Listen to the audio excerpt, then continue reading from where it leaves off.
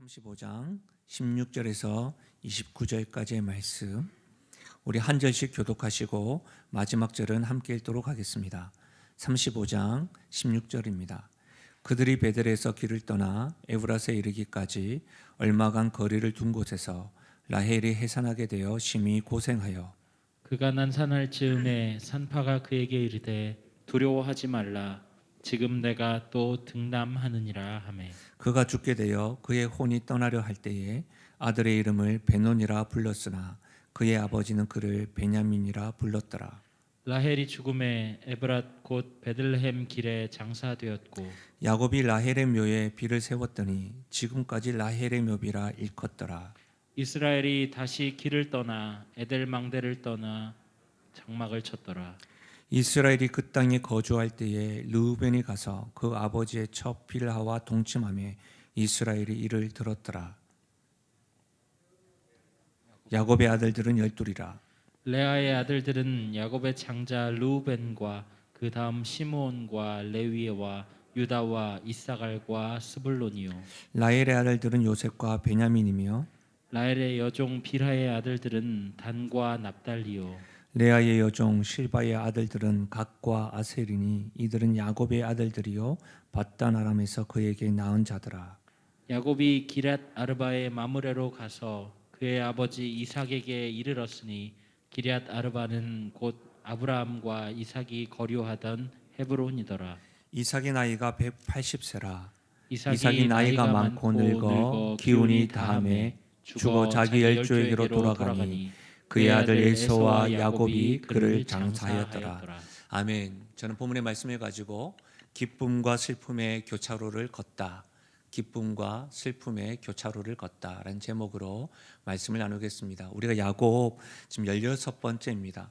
어떻게 보면 야곱의 말년은 창세기 49장에 이르기까지 기록되어져 있지만 우리가 차근차근히 야곱의 인생은 아마 오늘이 마지막일 것 같습니다. 길을 걷다가 횡단보도를 만나게 될 때가 있습니다. 그러다 보면 이제 그 횡단보도를 건너기 위해서 신호등도 보지만 좌우를 이렇게 살펴보게 되죠. 그래서 혹여라도 제가 보지 못하고 또 어떤 사고가 일어나지 않을까 봐 안전하게 확인한 이후에 걷게 됩니다. 그런데 이제 교차로에서는 횡단보도를 걷는 것이 좀 약간 다른 것 같습니다. 그냥 일반적인 골목에서는 오른쪽과 왼쪽만 보면 될 일을 교차로에서는 여기저기 사방에서 이렇게 사람들이 몰려오기도 하니까요.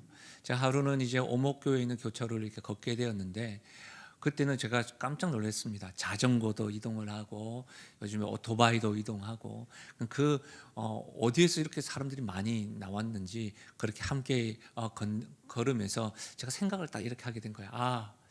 우리의 인생에도 이렇게 수많은 사람들이 이렇게 함께 걷는 것 같이 여러 가지 문제들이 생각하지 못하게 여기저기서 이렇게 몰려와서 함께 걷는 것 아닐까라고 하는 생각이 되더라고요. 그런 생각과 더불어 말씀을 묵상하는 가운데 오늘의 설교 제목을 기쁨과 슬픔의 교차로를 걷다 이렇게 잡아보았습니다.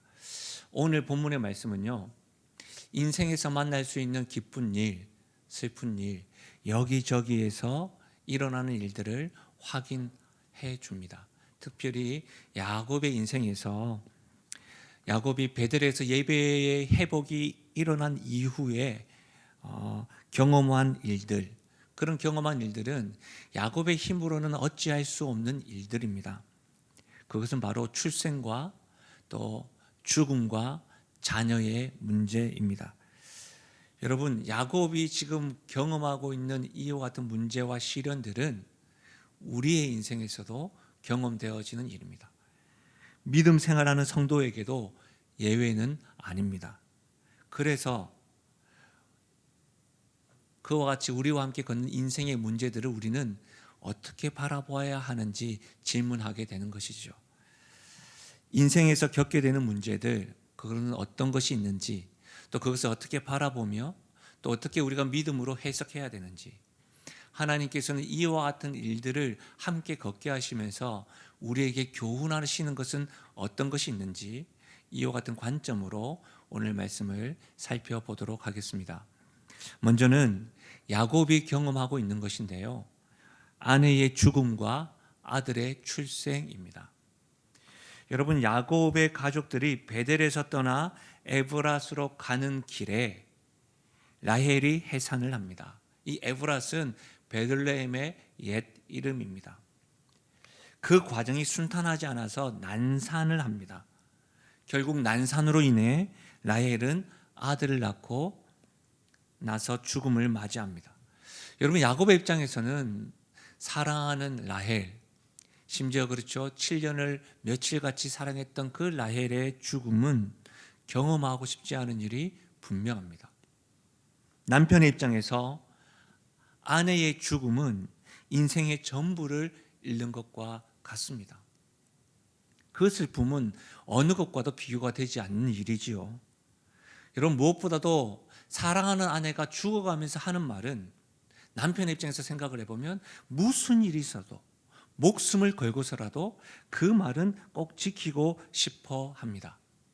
그런데 야곱의 모습은 우리의 예상과는 너무 다른 모습을 보이고 있습니다. 18절 말씀인데 이 말씀을 같이 읽겠습니다. 18절입니다. 같이 읽습니다. 시작. 그가 죽게 되어 그의 혼이 떠나려 할 때에 아들의 이름을 베논이라 불렀으나 그의 아버지는 그를 베냐민이라 불렀더라. 아멘. 아들의 이름을 라헬과 야곱이 각기 다르게 이름을 짓고 있습니다. 라헬은 베노니라고 부릅니다. 이 베노니라는 말은 나의 슬픈 아들이라고 하는 뜻입니다. 아마도 출생과 관련해서 비극적인 결과를 가리키는 것은 아닐까 생각되어집니다. 이런 것이죠. 자신의 손으로 양육하지 못하는 어머니의 마음,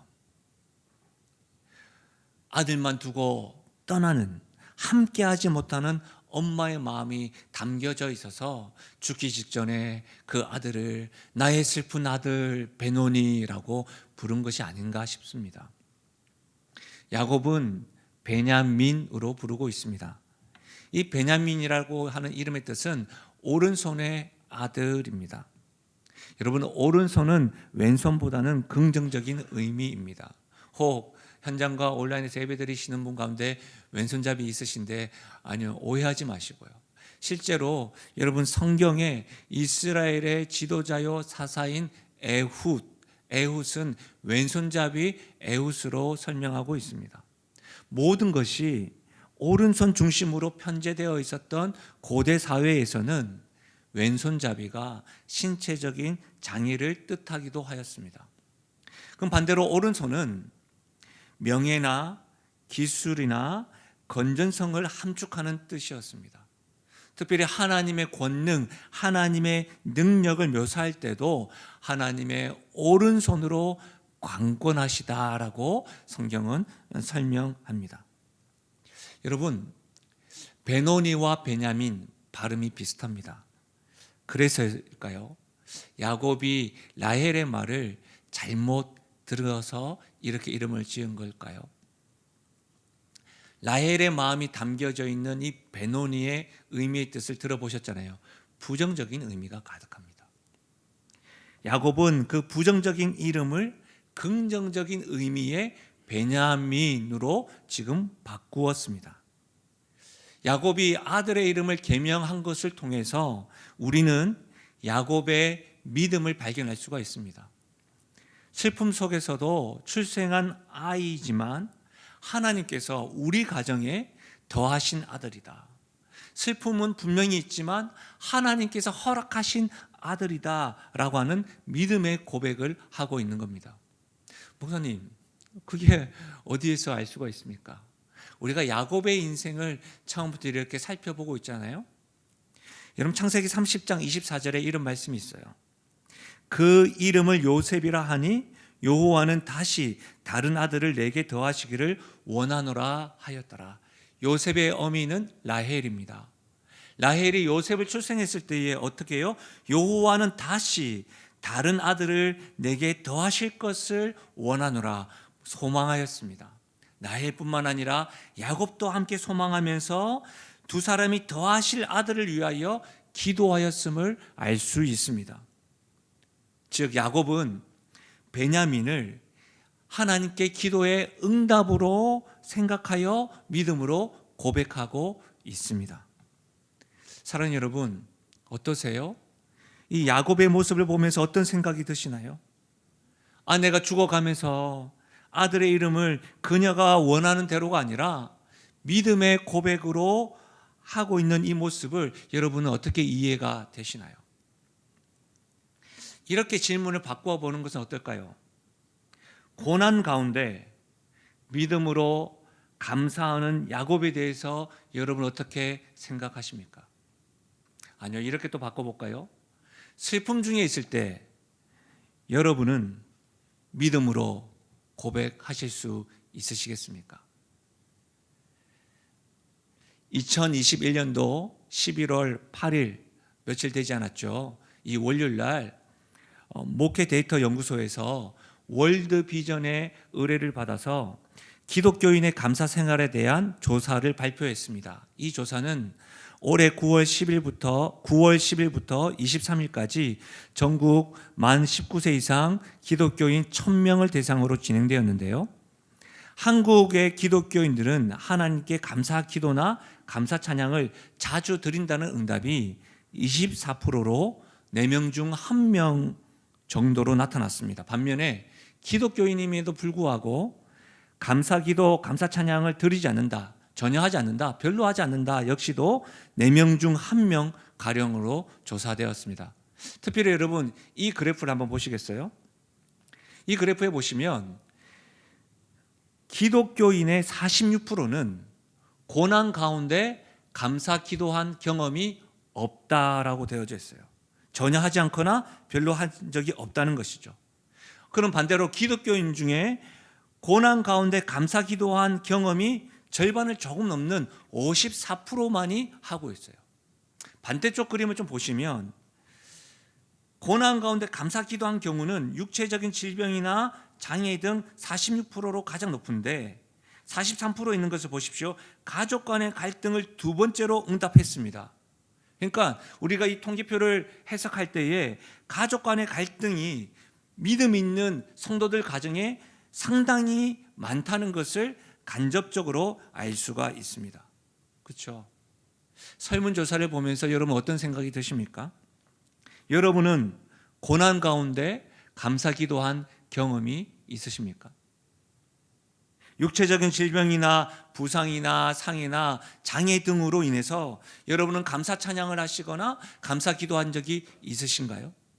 아니면 고난 가운데 감사 기도한 경험이 없는 46%에 속하십니까?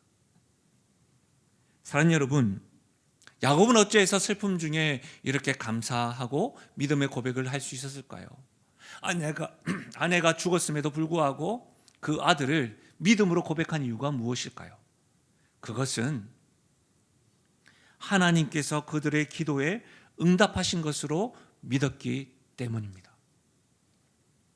우리는 대체로 내가 원하는 시기와 방법대로 되어야만, 그런 어떤 결과물이 있어야지만이 감사하는 경우가 있습니다. 그러나 여러분, 하나님은 선하신 분이십니다. 하나님은 우리에게 늘 선하신 계획으로 응답하심을 믿으시기 바랍니다. 그래서 고난 중일 때도 슬픔 중에서도 우리의 기도에 하나님은 선하게 응답하십니다. 사랑하는 여러분, 우리의 생각과 계획보다 하나님의 생각과 계획이 더 높고 더 넓고 더 깊음을 확신할 수 있기를 예수님의 이름으로 간절히 부탁드립니다. 그래서 여러분, 감사는요, 하나님이 나에게 베푸신 은혜를 기억하고 나의 삶을 주관하시고 인도하심을 믿고 고백하는 겁니다. 좀 더 분명히 말씀드리자면 나의 삶의 주인이 하나님임을 인정하는 것이 바로 감사입니다. 우리는 대체로 감사할 때 어떤 결과물과 어떤 실체를 보고 내가 바라는 것대로 될 때만 감사할 경우가 있지만 그 상황 속에서도 하나님이 나의 삶의 주인이십니다라고 인정하는 것이 감사입니다. 지금 야곱이 지금 그와 같은 감사를 하고 있는 거예요. 사랑하는 아내가 죽음을 경험하고 있음에도 불구하고 하나님이 우리 가정에 이 아들을 더하셨다, 하나님의 오른손에 붙잡힌 아이다라고 믿음으로 고백하고 있는 것이지요. 그래서 여러분, 이와 같은 하나님을 인정하는 감사가 우리가 절기 때에 자주 부르는 찬양 가운데 녹아져 있잖아요. 날 구원하신 주 감사. 이 찬양 가사 기억나세요? 날 구원하신 주 감사, 모든 것 주신 감사, 지난 추억 인해 감사, 내 곁에 계시네. 누가요? 우리 주님께서 내 곁에 계시네. 그러고 나서 2절 가사 들어보십시오. 응답하신 기도 감사, 거절하신 것 감사. 왜요? 내 곁에 계신 주님 때문에. 3절 가사 보십시오. 길가에 장미꽃 감사, 장미꽃 가시도 감사. 왜요? 내 곁에 계신 주님 때문에. 사랑하는 여러분, 응답하신 기도 감사, 응답하지 않은 기도 감사, 장미꽃 감사, 장미꽃 가시 감사 할 수 있는 것은 하나님이 내 곁에 계셔서 나의 삶의 주인이 되시고 나의 기도에 항상 선하게 응답하심을 믿기 때문에 감사할 수 있습니다. 다음 주일은 추수감사주일입니다. 우리는 그날에 백신 2차로 태신자들을 초청합니다. 태신자들을 위해서 기도합니다. 그들에게 예수님이 참 길이요 진리요 생명임을 자랑합니다. 복음을 전하게 됩니다. 여러분, 그렇게 태신자를 위해서 기도할 수 있는 것이 감사요. 그들에게 내가 내 입술로 예수님을 자랑할 수 있는 것도 감사입니다. 열매는 하나님께 맡기는 것이죠. 또한 2021년도 돌아보면서 하나님께서 나의 삶에 간섭하시고 인도해 주신 것에 대해서 여러분의 삶에 하나님께서 간섭하신 열매들을 계수해 보십시오. 그러면서 주의할 것은 감사할 때 열매에 집중하는 것이 아니라 하나님이 나와 동행하셔서 여기까지 왔습니다. 이와 같은 인정, 이와 같은 감사, 이와 같은 믿음의 고백이 있기를 바랍니다.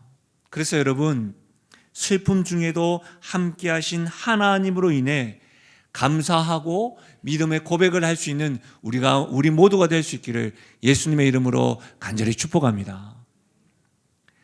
야곱이 경험한 것 두 번째는 큰 아들의 악행입니다. 여러분, 부모가 자녀들로 인해서 눈물을 흘려보지 않은 분이 어디 있겠습니까? 그런데 야곱은요, 그 어느 부모들보다 자녀들로 인하여 눈물이 마르지 않고 가슴을 치며 분노한 아버지입니다. 그의 딸 디나가 성폭행을 당한 이후에 그는 가슴이 찢어졌을 거예요. 그리고 그 동생을 위해서 복수하겠노라고 시몬과 레위가 하나님의 이름으로 속임수를 하고 약탈하고 살인까지 서슴지 않은 것을 그는 보았습니다. 들었습니다. 그리고 그 일로 인하여 주변 가나인들로 인하여 목숨의 위협을 받으며 두려워 떨었던 아버지가 야곱입니다. 그리고 지금은 장자 르우벤이 악행을 저질렀습니다. 22절입니다. 이스라엘이 그 땅에 거주할 때에 르우벤이 가서 그 아버지의 처 빌하와 동침하며 이스라엘이 이를 들었더라. 야곱의 아들은 12이라. 여러분, 큰아들이 아버지께 어찌 이럴 수 있을까요? 지금 이 시점을 한번 보십시오.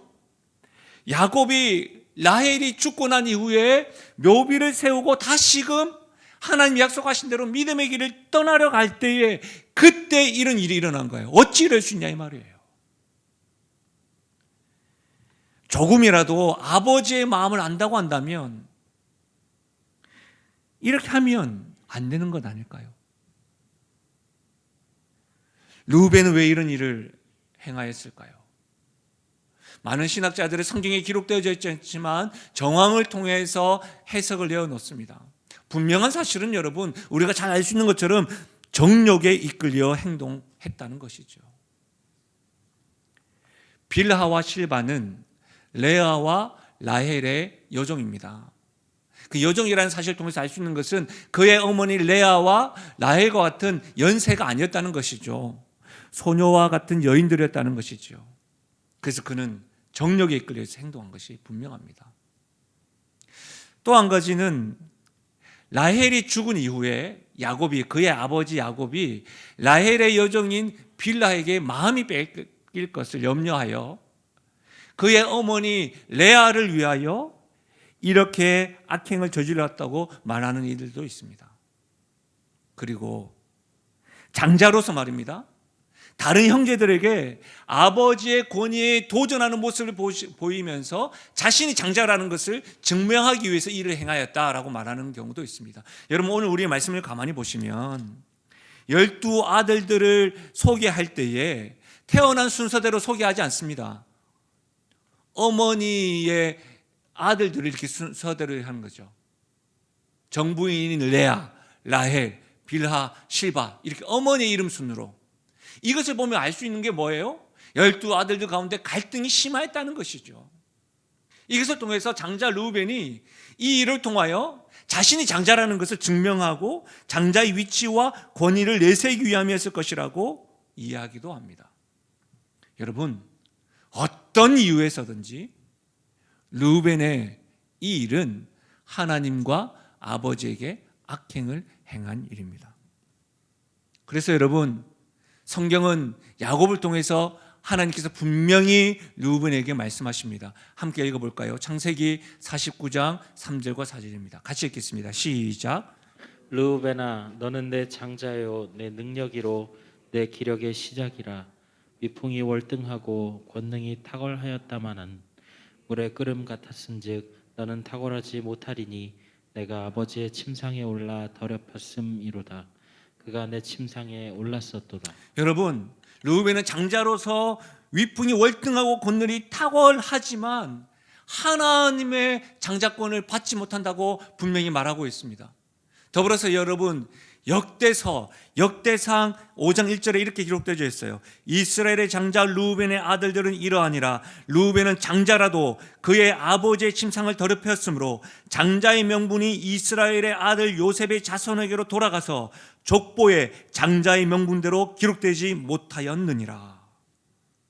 이 일은 야곱이 죽기 직전에 12아들들에게 하나님의 이름으로 축복할 때에 르우벤에게 너는 죄를 범하였고 악행하였으므로 하나님의 장자의 명분과 거리가 멀다라고 말했던 거예요.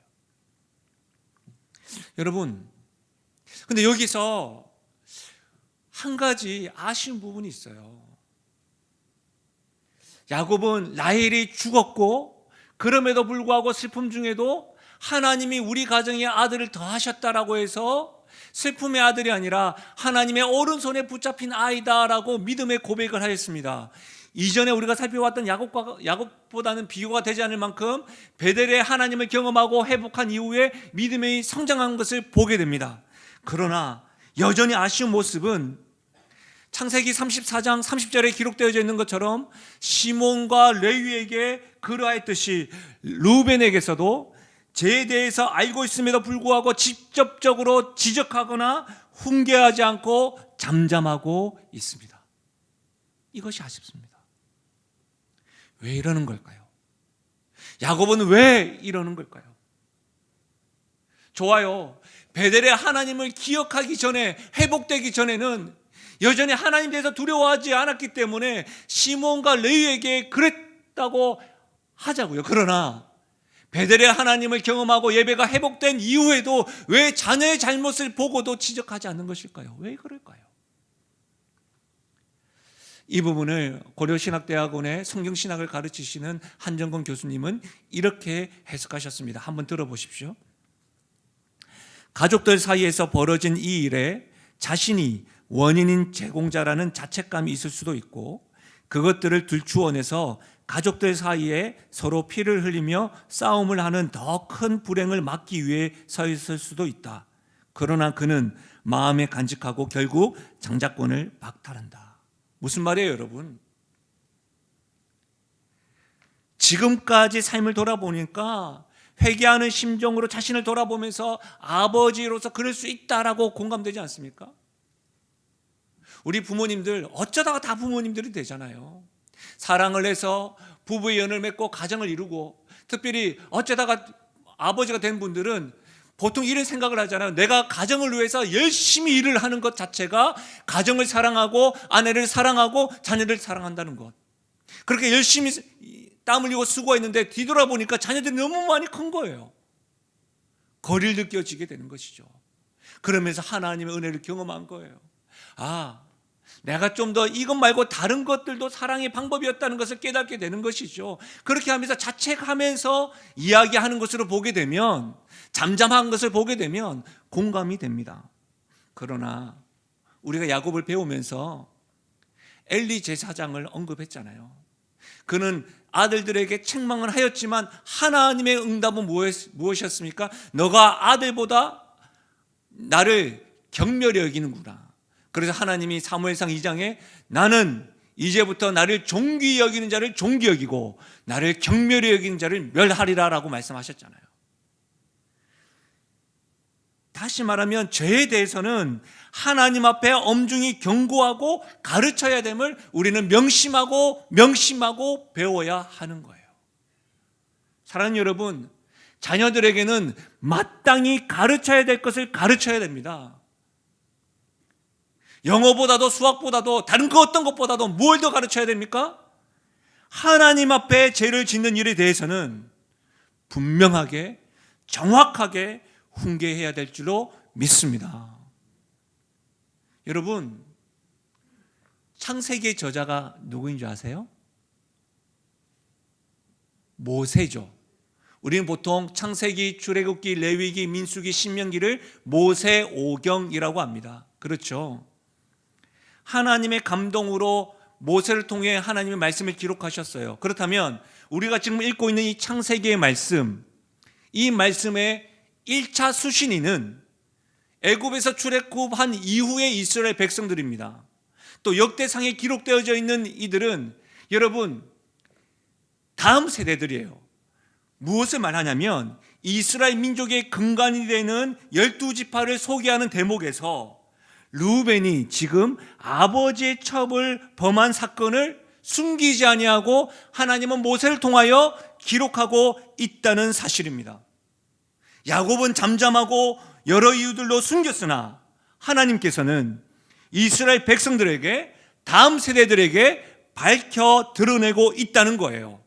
여기에서 우리를 향한 하나님의 뜻, 우리에게 하나님께서 교훈하시는 것은 무엇일까요? 하나님이 선택한 백성들도, 사람들도 넘어질 수 있고 실수할 수 있습니다. 그러나 여러분, 잠잠하지 말고 하나님 앞에 돌이키며 회개해야 됨을 우리에게 교훈하고 있는 거예요. 르우벤은 지금 회개했다는 말이 없습니다. 또한 뭐예요? 이 말씀을 보고 있는 여러분 르우벤 지파들의 입장에서 생각해 보세요. 우리의 조상이 저런 일을 하였구나. 우리는 결코 절대로 하나님의 권위를 반박하거나 악행을 저질러서 하나님의 축복을 박탈당하는 일이 없어야 되겠구나라고 교훈하지 않겠어요? 우리에게 주시는 교훈은 뭘까요? 우리도 넘어질 수 있습니다. 실수할 수 있습니다. 그러나 하나님 앞에 회개하고 돌아서야 합니다. 그것이 우리가 르우벤 사건을 읽는 이유입니다. 우리 역시도 하나님의 자녀로 살아가면서 하나님의 권위에 반대하고 하나님의 뜻에 불순종하여 하나님이 준비하시고 하나님이 계획하신 축복을, 은혜를 박탈당하는 일이 없기를 교훈하시고 있는 겁니다. 이 말씀을 명심하시기를 간절히 부탁드립니다. 세 번째로 야곱이 경험하고 있는 것은 아버지의 죽음입니다. 아내의 죽음, 그리고 시간이 흐른 후에 아버지의 죽음. 요즘 영화에서나 TV에서나 사실 사람의 어떤 죽음을 너무 가벼이 여기는 것에 대해서 참 안타까움이 있습니다. 그러나 여러분, 정작 죽음을 맞이하는 가족들의 입장은요, 어느 죽음도 쉬운 것이 없습니다. 다 어렵습니다. 야곱도 마찬가지입니다. 야곱이 아버지를 떠나 외삼촌 라반의 집으로 향했을 때가 이삭의 나이가 137세였습니다. 야곱이 아버지를 떠나서 밧단 아람에서 그의 삼촌 라반과 지냈던 시기가 기억나시죠? 20년을 보내었습니다. 그리고 돌아와서 세겜 땅에서 10년 이상을 있었지요. 그렇게 보면 최소 31년 만에 그의 아버지 이삭과 재회를 하였습니다. 오늘 말씀해 보니까 이삭이 180세에 죽습니다. 그렇게 따지고 보면 최대로 12년 정도를 아버지와 함께 시간을 보내었다는 것을 알 수가 있죠. 야곱에게 아버지의 죽음은 어떻게 받아들여졌을까요? 어제 새벽까지 말씀을 준비하는 중에 오늘 아버님의 돌아가심으로 인해서 슬픔을 당하신 분과 새벽까지 전화통화를 하였습니다. 그 말씀을 준비하는 중에 제가 전화통화를 하였기 때문에 이렇게 질문이 되어지더라고요. 성도는 죽음을 어떻게 바라보아야 할까요? 우리 모두가 다 지금 장례의 소식을 듣고 있는데 하나님께서 죽음을 통해서 우리에게 교훈하시는 것은 무엇이 있을까요? 저 아직 젊은데요. 저에게는 아무도 일어나지 않았는데요가 아니겠죠. 실제로 여러분, 부모님과 자녀가 떨어져서 살고 있을 때에 부모님이 돌아가시면 저 같은 경우로 그렇습니다. 그렇게 한번 생각해 보니까 함께하지 못한 것 때문에, 좀 더 자주 찾아뵙지 못한 것 때문에 후회가 되지 않을까. 또한 함께 계시다가 돌아가시면, 분명히 함께 계시다가 돌아가셨기 때문에 내일도 여전히 함께 계실 것 같은데 돌아가셨다는 그 사실이 도저히 받아들일 수 없는 현실이 가족들에게 아픔으로 다가오지 않겠습니까? 여러분, 죽음의 문제는 쉽지 않습니다. 그러나 성경은 분명하게 말씀하고 있습니다. 같이 한번 읽어볼까요?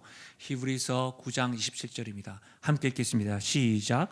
한 번 죽는 것은 사람에게 정해진 것이요 그 후에는 심판이 있으리니. 여러분, 인생에 답이 없다고 말하는 분들이 많지요.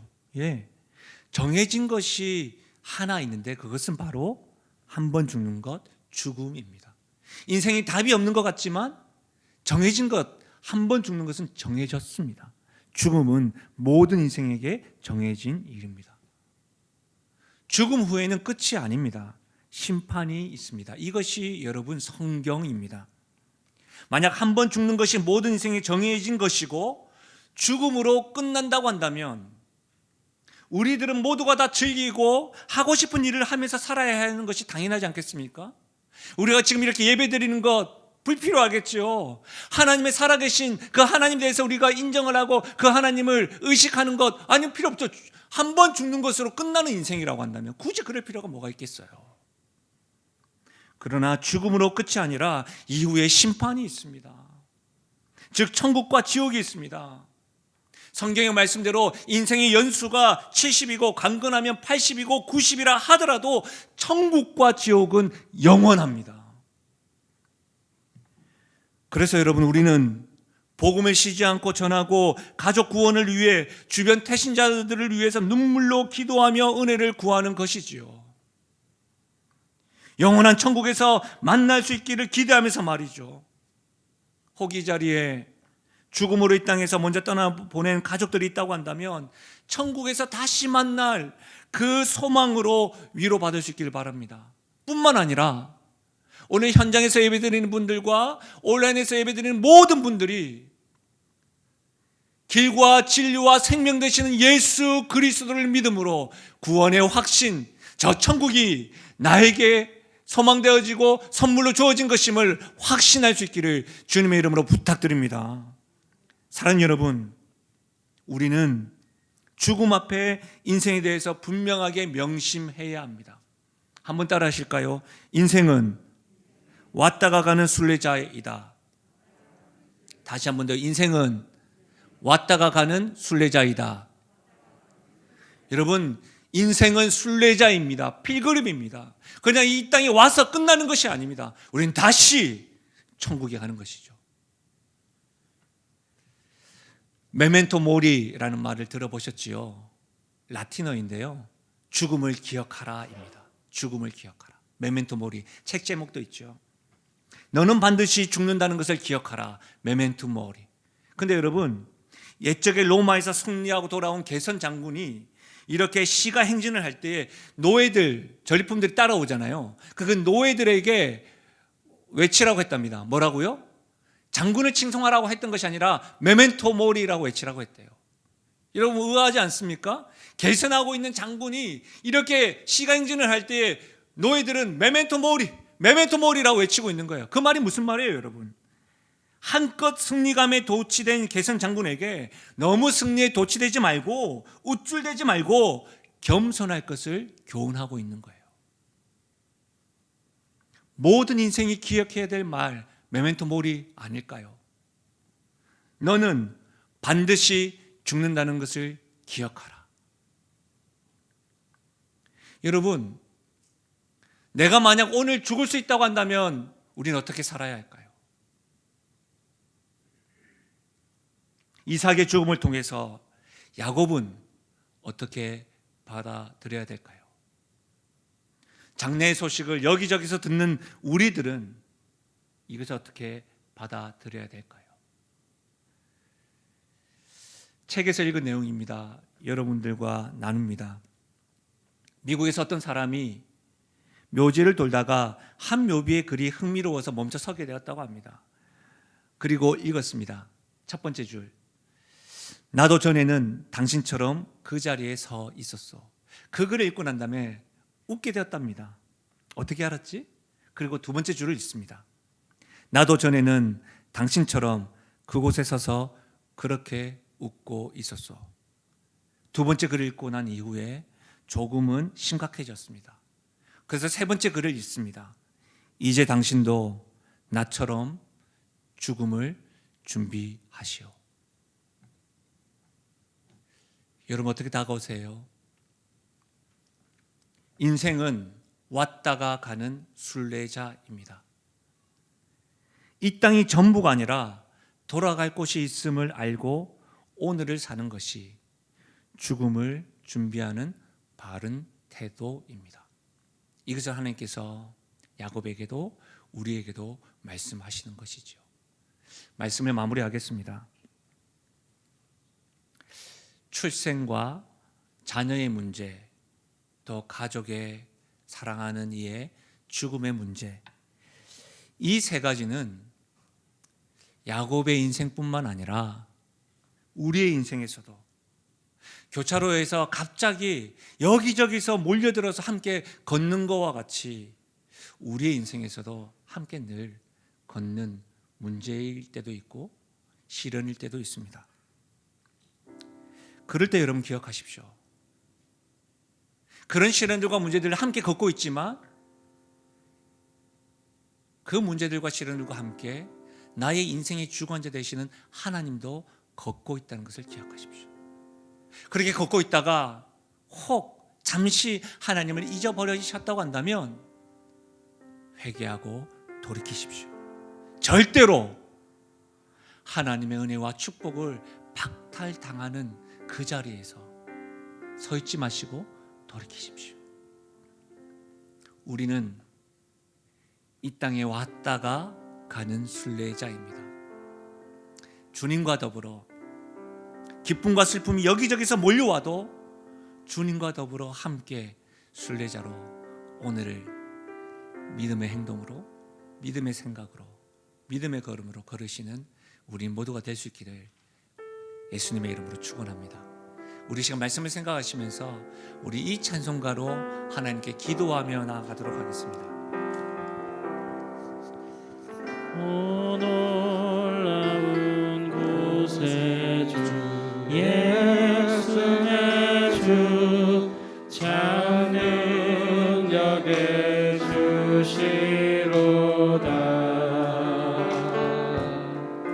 큰 바위 밑 안전은 큰 곳으로 내 영혼을 숨기시네. 메마른 땅을 종일 걸어가라. 메마른 땅을 종일 걸어가도 나 피곤치 아니하며 저 위험한 곳 내가 이를 때면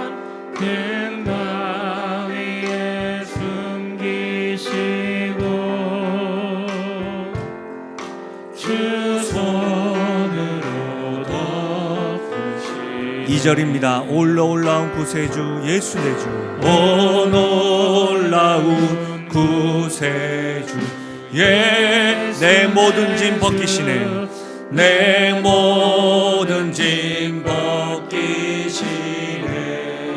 죄악에서 날 끌어 올리시며 또 나에게 힘주시네. 우리 3절입니다. 측량 못할 은혜로 채우시며, 측량 못할 은혜로 채우시며 늘 성령에 감화주사, 큰 기쁨 중 주님을 찬양토록 내 믿음을 도우시. 아멘. 내 마른 땅을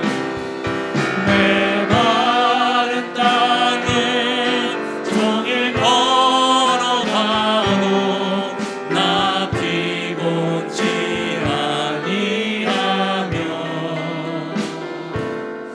저 위험한 곳 내가 이를 때면 큰 바위에 숨기시고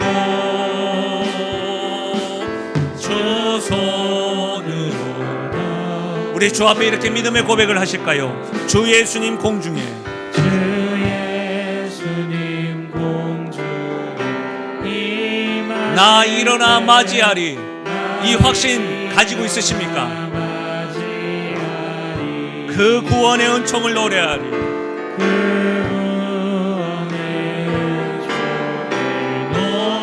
노래하리. 저 천군과 천사. 아멘. 메마른 땅을 종일 걸어가도 나 피곤치 아니하며, 저 위험한 곳 내가 이를 때면 큰 바위에 숨기시고 주 손으로 더. 우리 마지막으로 고백하실까요? 내 마른 땅을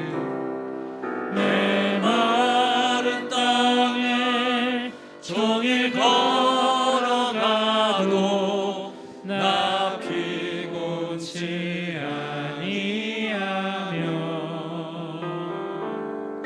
저 위험한 곳 내가 이를 때면 큰 바위에 숨기시고 주 손으로 덮으시네. 사랑하는 여러분, 혹여라도 여러분 지금 인생길에 기쁨과 슬픔이 여기저기서 갑자기 몰려와서 여러분과 함께 걷고 있으십니까? 힘드시죠? 그럴 때 기억하십시오. 이 걸음 가운데 우리 하나님도, 내 인생의 주관자 되시는 하나님도 걷고 있음을 명심하십시오. 그래서 하나님의 뜻에 어긋나는 행동, 그 자리에 있다고 한다면 돌이키십시오. 하나님의 은혜와 관련되어 있는 분, 하나님의 축복이 나의 것임을 꼭 붙드십시오. 무엇보다도 우리의 인생이 왔다가 가는 순례자임을 알고 오늘을 하나님과 동행하는 걸음을 걷겠노라고 고백하고 결단하십시오. 각자에게 주시는, 오늘 말씀을 통해서 주시는 기도 제목이 있다고 한다면 단 한마디라도 좋습니다. 우리의 목소리로 하나님께 기도하며 나아가겠습니다. 함께 소리내어 기도하겠습니다. 하나님 아버지, 참으로 감사함을 드립니다. 하나님 아버지, 하나님 아버지, 오늘 야곱의 인생을 통하여 우리에게 교훈하시고, 우리 역시도 하나님 아버지 출생과 자녀의 문제와 죽음의 문제를 너무 가까이 경험하고 있습니다. 이럴 때 아버지, 내가 어떻게 바라보아야 되는지, 하나님께서 무엇을 교훈하시는지, 무엇을 바라시는지를 깨닫게 하여 주셔서 아버지 하나님, 여기저기서 몰려오는 기쁜 일들과 슬픈 일들 가운데 하나님께서 늘 동행하고 있음을 기억하며 나아갈 수 있도록 은혜에 더하여 주옵소서. 그런 은혜가 있게 해주시고 그런 하나님 아버지의 고백들이 일어날 수 있도록 하나님 도와주시기를 원합니다. 오 아버지 하나님께서 하나님 아버지 베델에 올라가 예배의 회복이 있은 이후에도 이와 같이 여기저기서 기쁜 일들과 슬픈 일들이 함께 우리와 걷고 있음을 경험합니다. 다시금 하나님의 은혜를 사모하고 그 은혜에 흠뻑 젖어서 결단한 이후에도 우리에게 이렇게 끊이지 않는 문제들과 시련들이 있음을 보게 됩니다. 그 와중에도 우리 주님 우리와 동행하고 있음을, 나의 삶의 주인 되신 하나님이 함께하고 있음을, 함께 걷고 있음을 기억하게 하여 주옵소서. 그 와중에도 하나님이 약속하시고 준비하신 축복이 바로 나의 것임을 기억하여 절대로 하나님의 뜻과 반대되는 길로 하나님 앞에 악행하는 자리에 그 길에 서지 않게 하여 주시고, 선자들 있다고 한다면 돌이키는 은혜가 있게 하여 주시옵소서. 하나님, 우리는 왔다가 돌아가는 존재임을 알고 순례자임을 알고 오늘을 주님과 더불어 믿음의 길을, 소망의 길을, 사랑의 길을 걸어가며 나아가는 우리 가정이 되게 하시고 우리 교회가 되게 하시고 사랑하는 주의 백성들 되게 하여 주시옵소서. 그렇게 역사하시고 함께 하실 주님을 찬양하옵고 예수님의 이름으로 기도하옵나이다. 아멘. 우리 함께 외치겠습니다. 나는 하나님으로부터 부름받은 하나님의 자녀입니다. 우리는 세상으로 보냄받은 그리스도의 제자입니다. 아멘. 요즘에는 코로나19도 조심해야 되지만 독감도 유행이라고 합니다. 건강관리 잘 하시고 여러분의 기도에 하나님이 늘 동행하시고 함께 걷고 있음을 확신하고 한 주간도 승리하십시오. 하나님의 축복을 받겠습니다. 지금 우리 주 예수 그리스도의 은혜와 하나님 아버지의 무한하신 사랑과 성령 하나님의 위로 교통하심 충만하신 역사가 나의 삶의 주관자 되시고 인도자 되신 하나님, 나의 삶 가운데 기쁜 일과 슬픈 일들이 여기저기서 몰아칠 때에도 하나님이 나와 함께 걷고 있음을, 하나님 나와 동행하고 있음을, 나에게 주어진 이 삶이 어떤 것인지 깨닫고 순례자로 살기로 작정하고 다짐하며 나가는 주의 성도들 머리 위에와 그들의 가정과 기도 제목 위에, 특별히 다음 세대 머리 위에 지금부터 영원토록 함께 하시기를 축원하옵나이다. 아멘.